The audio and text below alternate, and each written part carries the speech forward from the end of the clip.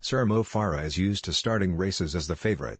But when he stands on the start line of the London Marathon on Sunday morning, he will be very much the underdog, surrounded by some of the finest distance runners of all time. His lack of marathon pedigree is not denting his ambitions, however, and nor is it likely to diminish the weight of expectation from British fans. Despite it being just his second ever attempt at the 26.2-mile distance, the 35-year-old's targets include topping the podium, breaking the European record and breaking Steve Jones's British marathon record. Central to his optimism is the 3 months of high-altitude training he has just completed in Ethiopia, which he said have made him more confident than when he made his disappointing marathon debut in 2014. Also crucial is that the man who has prepared him for Sunday's challenge has form in coaching marathon greats. Farah has been working with Paula Radcliffe's husband and former coach Gary Locke since last year, when he parted ways with long-term coach Alberto Salazar, who is under investigation by anti-doping authorities. Locke is a hard taskmaster and won't suffer fools lightly. In 2001,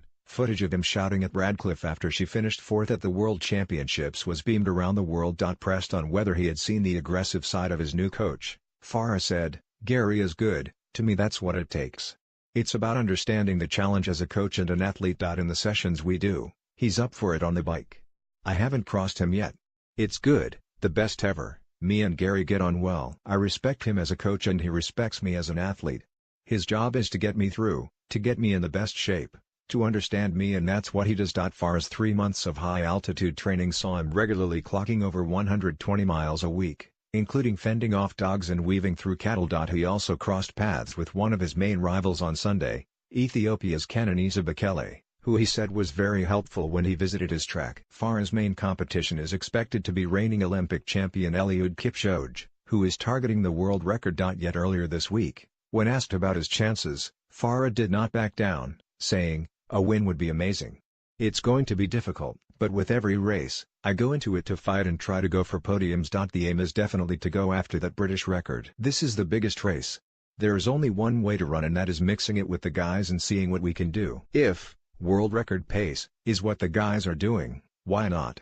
Jones, who has held the British marathon record since 1985, said he thinks it is a foregone conclusion Farah will beat his time of 2 hours 07 min 13 seconds. Farah has said his long-term goal over the marathon distance is competing at Tokyo 2020. But in the short term, he is looking forward to getting an Arsenal season ticket and spending time with his family.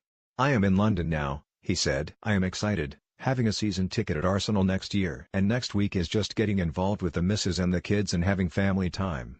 Mo Farah heads for the start line in Blackheath, playing down expectations, but the super competitive 4-time Olympic champion is bound to have at least 3 of these times in his sights. Personal best, 2:08.21 Farah's time, and an English record, when he finished 8th on his London Marathon debut in 2014. British record, 2:07.13 Welshman Steve Jones was just 1 second outside the world record when he broke the tape in Chicago in 1985. European record, 2:05.48 Norway's Sondre Nordstad Moen was the first European to dip under 2 hours, 6 minutes at the Fukuoka Marathon in Japan last year. World record, 2:02.57 Dennis Kimeto of Kenya slashed 26 seconds off the world's best time when winning in Berlin in 2014.